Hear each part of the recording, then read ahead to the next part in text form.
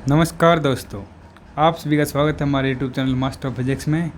और दोस्तों आज हम करने वाले हैं आपका बहुत ही ज़्यादा इंपॉर्टेंट टॉपिक बायोट-सवार्ट्स लॉ। ठीक है, तो ये आपका टॉपिक 3 या 4 नंबर में पूछ लेते हैं इस यूनिट में, तो आप इसको अच्छे से कर लेना। ठीक है, तो हम हमारे टॉपिक को स्टार्ट करते हैं। तो देखो, we have studied in electrostatic that Gauss law use for calculating electric field due to any type of charge distribution. तो देखो, हमने इलेक्ट्रोस्टैटिक्स में पढ़ा है, जो आपका गोज लॉ होता है ना, वो क्या करता है, इलेक्ट्रिक फील्ड को कैलकुलेट करता है जब आपका क्या हो, चार्ज का डिस्ट्रीब्यूशन हो अलग अलग प्रकार से। ठीक है, तो आपका चार्ज क्या हो सकता है, डिस्ट्रीब्यूशन लीनियर चार्ज हो सकता है, सरफेस चार्ज डिस्ट्रीब्यूशन हो सकता है। ठीक है ना, ये हमने पढ़ा था ना। तो आपका क्या होता है, गोज लॉ क्या काम आता है, इलेक्ट्रिक फील्ड को कैलकुलेट करने के लिए काम आता है जब आपकी क्या हो, अलग अलग प्रकार के चार्ज डिस्ट्रीब्यूशन हो। ठीक है, तो आपका सिंपली बायो-सवार्ट्स लॉ क्या होता है, गोज लॉ का एनालोगस होता है। ठीक है, एनालोगस का मतलब क्या है, इनमें दोनों सिमिलर से होते हैं। ठीक है ना, तो बायो-सवार्ट्स लॉ में क्या देगा, give the expression for the magnetic field produce by the current carrying wire having any shape. तो बायो-सवार्ट्स लॉ में क्या बताएगा, जो आपका करंट कैरिंग वायर में मैग्नेटिक फील्ड प्रोड्यूस होता है ना डिफरेंट शेप में, तो वो आपका देगा बायो-सवार्ट्स लॉ। ठीक है, तो सिंपली आपका गोज लॉ क्या होता है, इलेक्ट्रिक फील्ड को कैलकुलेट करता है, वो बायो-सवार्ट्स क्या करता है, मैग्नेटिक फील्ड को कैलकुलेट करता है। ठीक है, हो गया। इसके बाद देखो इसमें क्या होता है, तो आपका टॉपिक वो यहाँ से start. Consider a wire A B of any arbitrary shape carrying current I. तो हम क्या मान ले, एक ए बी वायर मान ले। ठीक है ना, उसकी क्या शेप, क्या आर्बिट्रेरी शेप में है, और आई क्या है, उसमें करंट आपका पास कर रहा है। ठीक है, करंट आपका कैरी कर रहा है। ठीक है, let us divide the wire into large number small length element such at D L. तो ये पूरी वायर है, तो इसको हमने क्या कर दिया, जैसे ये डी एल स्मॉल पार्ट है, ऐसे ऐसे हमने बहुत सारे स्मॉल एलिमेंट में बांट दिए। ठीक है, एट पॉइंट हो गया ना, और हमने क्या कर दिया, एक स्मॉल एलिमेंट डी एल मान लिया। ठीक है, ये आपका पॉइंट हो गया, आपका ओ हो गया। ठीक है ना, हो गया। बायो-सवार्ट्स लॉ का डेरिवेशन हमने क्या किया, हमने एक ए बी वायर मान ली। ठीक है, ए बी वायर मान ली, और उसमें क्या करा, आपका आई करंट पास कर रहा है, और उसको वायर है आपका, उसका हमने क्या कर दिया, बहुत सारे स्मॉल एलिमेंट में डिवाइड कर दिया, D L D L D L में, और हमने एक एलिमेंट मान लिया डी एल, उसके ऊपर आपका पॉइंट क्या है, वो है। ठीक है, every length element is vector quantity. तो हर एक एलिमेंट है ना, वो आपका क्या है, वायर का वेक्टर क्वांटिटी है, whose direction is along the direction of current flow, और उसकी डायरेक्शन क्या है, आपकी जो करंट फ्लो कर रहा है उसकी डायरेक्शन के अलोंग है। We are interested to determine magnetic field intensity B at point B at distance R from O.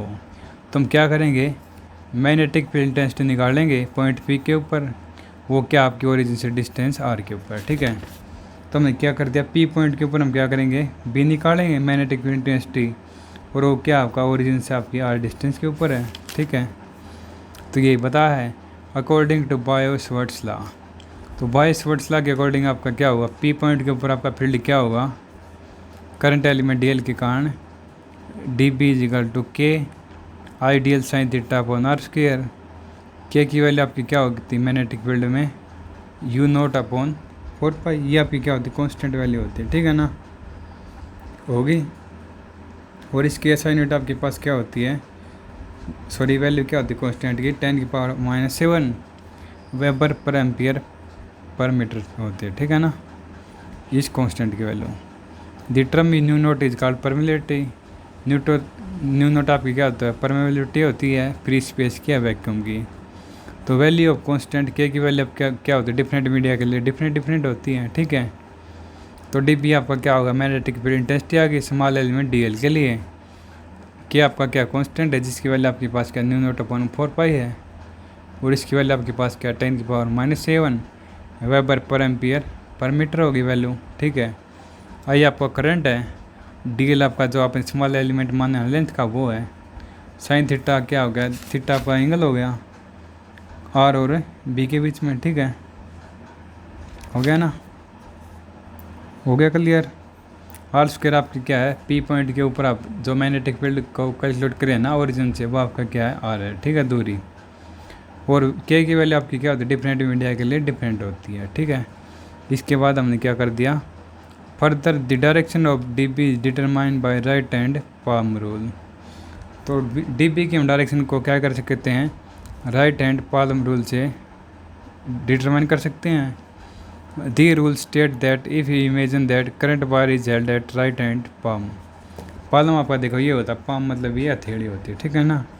तो इसमें हमने क्या कर दिया, हमने मान लिया आपका करंट वायर है, हमने ऐसे मान लिया। तो ये आपकी क्या करंट वायर है, हमने हाथ में ऐसे मान लिया, ठीक है, पकड़ रखी है। तो आपका थंब क्या देगा, करंट की डायरेक्शन देगा। ये थंब आपका क्या देगा, करंट की डायरेक्शन देगा। वो फिंगर है ना, फिंगर, वो आपको क्या देंगे, मैग्नेटिक फील्ड लाइन की वायर देंगे, ठीक है। सिंपली देखो, हाँ, इस हाथ में हमने वायर पकड़ ली, तो ये हमें क्या देगा, करंट की डायरेक्शन देगा। और ये आपकी उंगली है ना, ये मैग्नेटिक फील्ड की डायरेक्शन देगी। तो ऊपर की तरफ है, तो आपकी डायरेक्शन ऑफ करंट आपकी क्या अपवर्ड है, और एक किस साइड मूव कर रही है, एंटी क्लॉकवाइज कर रही है, ठीक है। नीचे की तरफ होगा तो आपका क्या होगा, क्लॉकवाइज फ्लो होगा, ठीक है, मैग्नेटिक फील्ड लाइन का हो गया ना ये। इसके बाद क्या है, इन फिगर 4.3, तो हमारे फिगर से क्या क्लियर हो रहा है, जो डी एल और आर है ना आपका क्या है, इन प्लेन ऑफ पेपर। तो आपके प्लेन ऑफ पेपर में है, देखो डी एल और आपकी क्या है, वो आपकी क्या प्लेन ऑफ पेपर में है।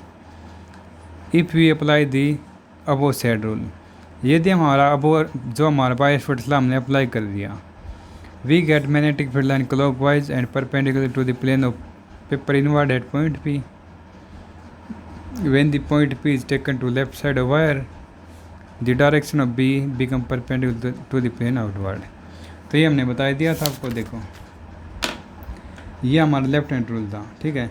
यदि आप डायरेक्शन ऑफ करंट क्या है, ऊपर की तरफ अपवर्ड है, तो आपका मैग्नेटिक फील्ड लाइन क्या है, एंटी क्लॉकवाइज है। यदि आपकी इनवर्ड है तो आपकी क्या आती क्लॉकवाइज है, ये बताई थी, ठीक है। तो आपका बायस वर्ड्स लॉ हो गया ना। तो आपका बायस वर्ड्स लॉ क्या काम आता है, आपका जो मैग्नेटिक फील्ड होता है ना, उसको कैलकुलेट करने के लिए आपका काम आता है, ठीक है, डिफरेंट शेप में हो गया ये। इसको ड्राइव करने के लिए हमने क्या किया है, एक एफ बी वायर मान ली, ठीक है, एफ बी वायर मान ली और आर्बिट्री शेप में, ठीक है वो। और उसमें आपका क्या आई करंट आपका पास कर रहा है, ठीक है। और उस वायर को हमने क्या कर दिया, डी एल बहुत सारे स्मॉल एलिमेंट में डिवाइड कर दिया। और डी एल उसकी क्या होगी, लेंथ होगी स्मॉल एलिमेंट की। और उसके बाद हमने क्या कर लिया, डी एल स्मॉल लेंथ मान लिया, ठीक है। और हमें क्या करना है, एक पी पॉइंट मान लिया हमने बार, उसके ऊपर हमें क्या करना है, मैग्नेटिक फील्ड कैलकुलेट करनी है। और यहाँ पर आपका ओरिजिन है, यहाँ इससे इसकी दूरी क्या है, डी एल लेंथ से और दूरी है इसकी, ठीक है ना, हो गया ये। तो आपका हर एक एलिमेंट है ना, लेंथ एलिमेंट आपका क्या वेक्टर क्वांटिटी है, और इसकी डायरेक्शन क्या है, करंट फ्लो की डायरेक्शन के अलॉन्ग है, ठीक है। We intensity to magnetic field intensity, तो हमें क्या करना है, मैग्नेटिक फील्ड इंटेंसिटी डिटरमाइन करनी है पॉइंट पी के ऊपर, और वो रीजन से आर दूरी पे है, वो हमने बता दिया। तो आपका बायस वर्ड्स लॉ के अकॉर्डिंग आपका क्या होता है, जो फील्ड है ना आपका पी पॉइंट के ऊपर है, करंट एलिमेंट डी एल के कारण, वो तो आपका क्या हुआ, D B is equal to K ideal sine theta upon R square. क्या आपका क्या कांस्टेंट है, जिसकी वैल्यू आपके पास क्या न्यू.4 होती है, और इसकी वैल्यू क्या होती है, 10⁻⁷ वेबर पर एम्पियर पर मीटर स्क्वायर होती है, ठीक है। आई आपका क्या हो, करंट हो गया, डी एल आपका स्मॉल एलिमेंट हो गया, लेंथ है उसकी साइन थीटा आपका एंगल हो गया, डी एल और जो पॉइंट हमने लिया ना रेडियस उसके बीच में, और आर स्क्वायर आपकी क्या है, पी पॉइंट के ऊपर जो दूरी है ना ओरिजिन से वो है, ठीक है। न्यू नोट आपकी परमिलिटी होती है फ्री स्पेस में, वैक्यूम में, ठीक है। और के की वैल्यू आपके पास क्या होगी, डिफरेंट मीडिया के लिए आपकी डिफरेंट होगी, ठीक है। और इसको डी बी की डायरेक्शन को हम बताने के लिए हम क्या करते हैं, right hand palm rule use करते हैं, राइट हैंड हथेली वाला रूल, ठीक है। तो ये हम ऐसे करते हैं, ये आपके क्या करता है, करंट की डायरेक्शन को बताता है थंब, और ये हमें बताता है मैग्नेटिक फील्ड लाइन की डायरेक्शन को, ठीक है। यदि आपकी देखो इसकी डायरेक्शन आपकी अपवर्ड है करंट की, तो आपका फील्ड लाइन क्या होंगी आपकी एंटी क्लॉकवाइज में। यदि आपकी करंट अपवर्ड डायरेक्शन में, सॉरी डाउनवर्ड इनवर्ड में, तो आपकी क्या क्लॉकवाइज डायरेक्शन होगी फील्ड लाइन की, ठीक है ना। तो ये आपका क्या होगा, बायस वर्ड्स लॉ हो गया, ठीक है। तो आप इसको अच्छे से कर लेना। आई होप आपको समझ में आया होगा। यदि आपको हमारा पढ़ाई हुआ समझ में आता है, हमारी वीडियो को हेल्पफुल लगती है, तो आप हमारे चैनल को सब्सक्राइब कर सकते हैं, वीडियो को लाइक कर सकते हैं। यदि आपका कुछ प्रॉब्लम आती है तो आप हमें कमेंट करके भी बता सकते हैं। Thank you.